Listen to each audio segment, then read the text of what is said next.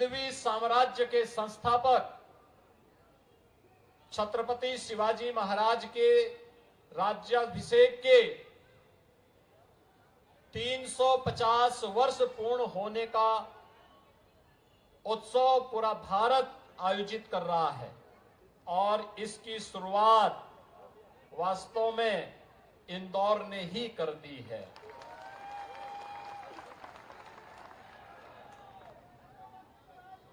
"350 वर्ष के इस कालखंड में छत्रपति शिवाजी महाराज ने, आप याद करिए, आज से 350 वर्ष पहले हिंदवी साम्राज्य की स्थापना करके उस समय के सबसे क्रूर और बर्बक मुगल शासक की सत्ता को चुनौती देकर के उन्होंने उस कालखंड में हिंदवी साम्राज्य की स्थापना की थी, जिसका परिणाम है आज 350 वर्षों के बाद ही इसी श्रद्धा और सम्मान के साथ छत्रपति शिवाजी महाराज का पुण्य स्मरण हम सब कर रहे हैं, उसी गौरव के साथ कर रहे हैं जिस गौरव के साथ उस कालखंड में हिंदवी साम्राज्य के प्रति समर्पित प्रत्येक वह भारतवासी उस कालखंड में कर रहा था। और आज हर व्यक्ति, भारत का हर व्यक्ति जब राष्ट्र नायकों की गिनती करता है तो भाइयों बहनों उसमें छत्रपति शिवाजी महाराज का नाम बड़ी श्रद्धा और सम्मान के साथ लेता है।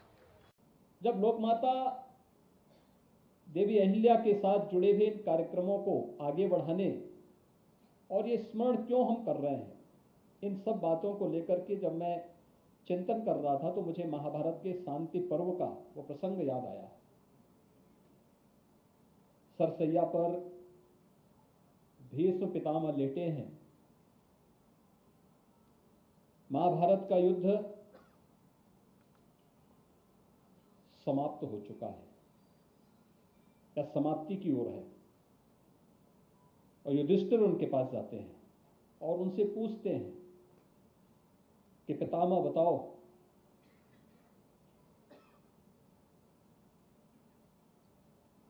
क्या राजा परिस्थिति का दास होता है? उस समय भीष्म पितामह ने युधिष्ठिर से बात कही थी कि कालो वा कारणम राज्ञो राजा वा काल कारणम इति ते संशयो मा भूत राजा कालस्य कारणम। भीष्म पितामह ने कहा कि युधिष्ठिर, क्या परिस्थितियां अपने अनुकूल राजा के व्यक्तित्व का निर्माण करती है या कि राजा अपने समय की परिस्थितियों के रूप का निर्माण करता है? इसको लेकर के किसी को कोई संदेह नहीं होना चाहिए। राजा ही अपने समय की परिस्थितियों का निर्माण करता है, अपने समय के स्वरूप का निर्धारण करता है, अपने समय का निर्माता होता है। राजा परिस्थितियों का परिणाम नहीं होता है बल्कि वह उसका निर्माता होता है। और इसीलिए हमारे यहां एक सामान्य सी युक्ति आ गई, यथा राजा तथा प्रजा।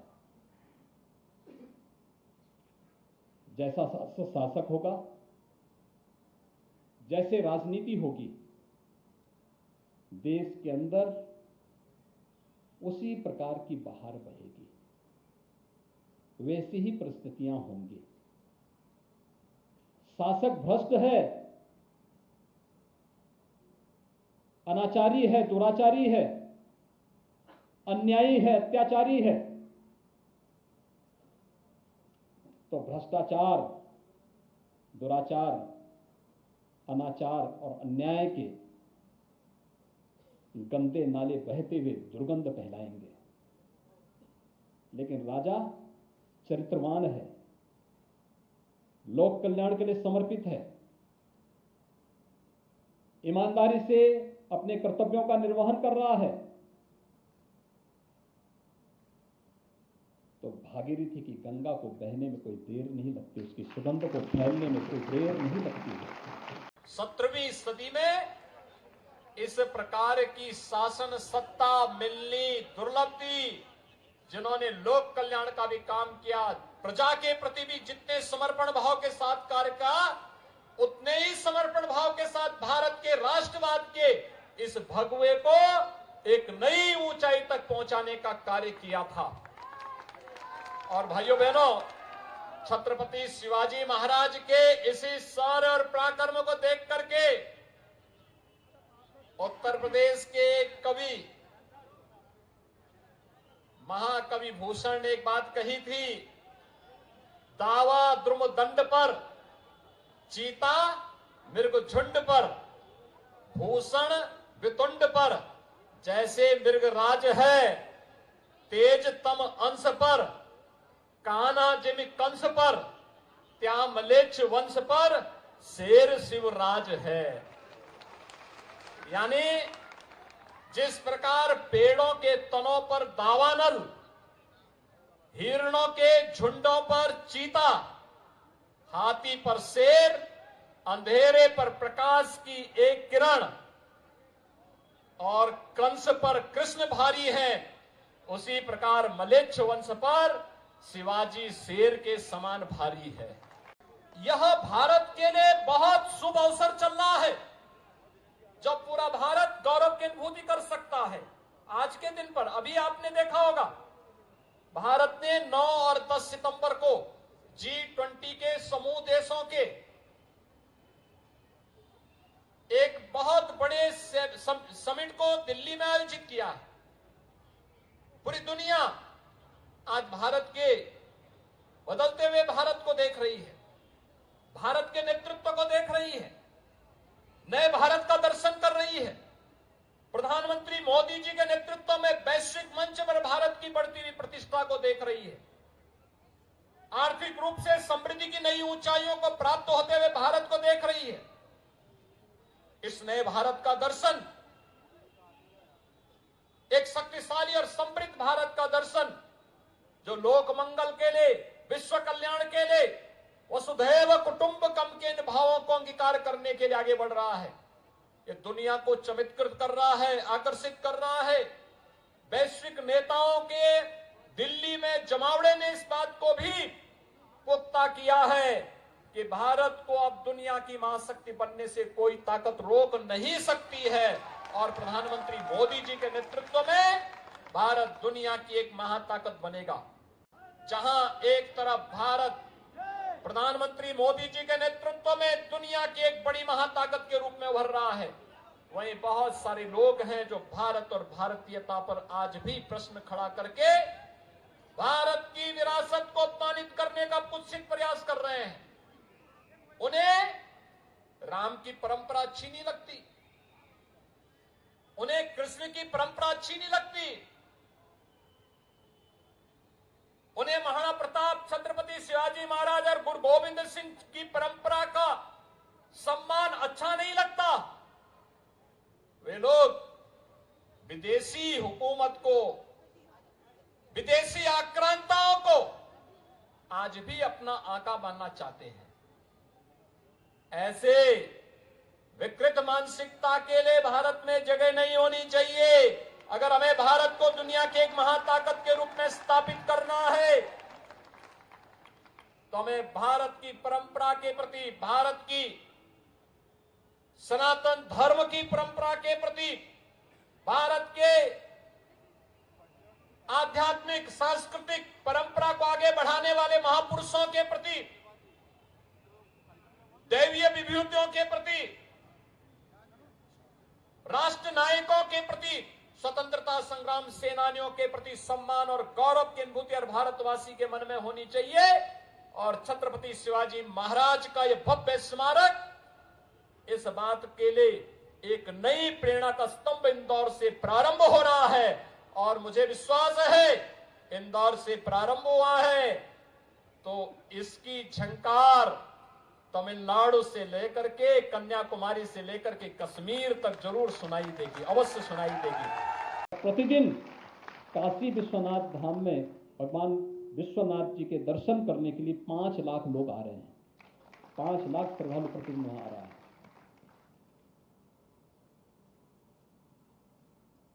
उस कालखंड में 18वीं सदी में लोक माता देवी अहिल्या ने भगवान विश्वनाथ के भव्य मंदिर का निर्माण वहां किया, काशी में किया।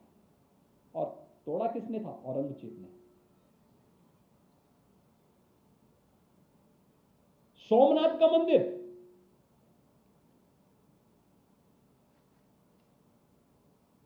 सोमनाथ के मंदिर के तोड़ने की त्रासद घटना से कौन भारतीय आहत नहीं होता है? लेकिन सोमनाथ के मंदिर के पुनरुद्धार का काम भी देवी अहिल्या ने किया था। भारत के अंदर किसी भी कोने में आप जाइए, केवल मध्य प्रदेश और महाराष्ट्र के अंदर ही नहीं, पूरे भारत के अंदर। और इसीलिए तो कहा जाता है कि भारत भले ही राजनीतिक इकाइयां छोटी बड़ी अलग अलग रही हों, लेकिन उत्तर से दक्षिण, पूरब से पश्चिम, संपूर्ण भारत हजारों वर्षों की अनादिकाल से एक रहा है। वह भारत के रूप में अपनी मान्यता को सदैव बनाए रखा है। आदि शंकर इसके उदाहरण है, प्रभु श्री राम इससे पहले इसके उदाहरण है, श्री कृष्ण उसके प्रांत उदाहरण है, आदि शंकर उसके बाद उसके उदाहरण है। छत्रपति शिवाजी महाराज के इसी गौरवशाली परंपरा पर सम्मान व्यक्त करने के लिए हम सब आभारी हैं प्रधानमंत्री मोदी जी के। छत्रपति शिवाजी महाराज ने उस समय का सबसे बड़ा नौसेना का अपना बेड़ा बनाया था। आप सोचिए, उस समय एक सामान्य से परिवार से उभर करके उन्होंने अपनी बड़ी रियासत खड़ी करके हिंदवी साम्राज्य की स्थापना कर दी थी और अपना स्वयं का एक समुद्री बेड़ा खड़ा किया। और इसीलिए छत्रपति शिवाजी महाराज के जो निशानी थी, आज अंग्रेजों के कालखंड से भारतीय नौसेना का जो चिन्ह था, उसे हटा करके छत्रपति शिवाजी महाराज की निशानी को भारतीय नौसेना ने आज अंगीकार कर दिया है। इसके लिए पूरे भारतवासी प्रधानमंत्री मोदी जी के प्रति आभारी हैं। और भाइयों बहनों, उत्तर प्रदेश सरकार ने भी एक कार्य किया। उत्तर प्रदेश सरकार के पैसे से आगरा में हमारी सरकार के आने के पहले की सरकार ने एक मुगल म्यूजियम बनाने का कार्य किया था। हमने कहा भी क्या ये मुगलों के पैसे से बनाया जा रहा है? तो लोगों ने कहा नहीं, पैसा तो सरकार का है। तो हमने कहा भी इस म्यूजियम का नामकरण, भाइयों बहनों, हमने म्यूजियम का नामकरण ही छत्रपति शिवाजी महाराज के नाम पर किया है। छत्रपति शिवाजी महाराज के नाम पर उत्तर प्रदेश में आगरा में एक म्यूजियम का निर्माण अब हो रहा है और बड़ा भव्य म्यूजियम बन रहा है, जो छत्रपति शिवाजी महाराज के शौर्य और पराक्रम के साथ साथ भारत के इतिहास के प्रति गौरव की अनुभूति करने वाला होगा। राम के आदर्श को, राम से जुड़े हुए प्रसंग को हर भारतीय अपने साथ जुड़ा हुआ प्रसंग मानता है। अपनी परंपरा के साथ, अपने पूर्वजों के साथ, अपनी विरासत के साथ, अपनी भारतीयता के साथ, अपनी संस्कृति के साथ इन परंपराओं को जोड़ करके देखता है। और यही कारण रहा है कि राम के नाम पर चलने वाला कोई आंदोलन असफलता तो बात ही नहीं हो सकती, उसकी सफल होना ही होना है। अब भाइयों बहनों, आज उसका परिणाम ही है आंदोलन चला। बहुत सारे लोग बहुत सारे प्रश्न करते थे, लेकिन वे प्रश्न सब पीछे छूट गए हैं। उत्तर आप सबके सामने है। अयोध्या में भगवान राम का भव्य मंदिर का निर्माण हो रहा है। भव्य मंदिर का निर्माण हो रहा है। ये परिस्थितियां वही हैं। कुछ लोग थे इस देश में जो कहते थे राम तो हुए ही नहीं, राम के अस्तित्व पर प्रश्न खड़ा करते थे, कृष्ण के अस्तित्व पर प्रश्न खड़ा करते थे, इन्हें मिथक मानते थे। लेकिन राम एक वास्तविकता है। राम भारत की सत्य सनातन धर्म की एक शाश्वतता है, एक सत्य की पराकाष्ठा है। और राम की शाश्वतता पर कोई प्रश्न नहीं खड़ा कर सकते हैं कि अयोध्या में बनने वाला भगवान श्री राम का भव्य मंदिर इस बात का प्रमाण है। और उसी परंपरा का प्रतिनिधित्व यहां पर आज हो रहा है। जब भी भारत के अंदर हमने राज्य की व्यवस्था की बात की तो भारत के अंदर राम राज्य एक आदर्श व्यवस्था के रूप में मान्य हुई। राम राज्य एक ऐसी व्यवस्था के रूप में जिसमें आदिदैविक, आदि भौतिक और आध्यात्मिक किसी भी प्रकार के दुख के लिए कोई स्थान नहीं। भारत के अंदर एक आदर्श राज्य की वो व्यवस्था जिसमें भेदभाव के लिए कोई स्थान नहीं। अंतिम पायदान पर बैठे हुए व्यक्ति, जिसके बारे में कभी पंडित दीनदयाल उपाध्याय जी ने कहा था, अंत्योदय की बात की थी। उन्होंने कहा था कि जब आर्थिक उन्नति की बात होगी तो भारत के परिप्रेक्ष्य में जो हमें बात करनी होगी तो यह बात ऊंचे पायदान पर बैठे हुए व्यक्ति से नहीं, सबसे नीचे पायदान पर बैठे हुए व्यक्ति से हम इस बात के पैमाने की जांच हमें करनी चाहिए।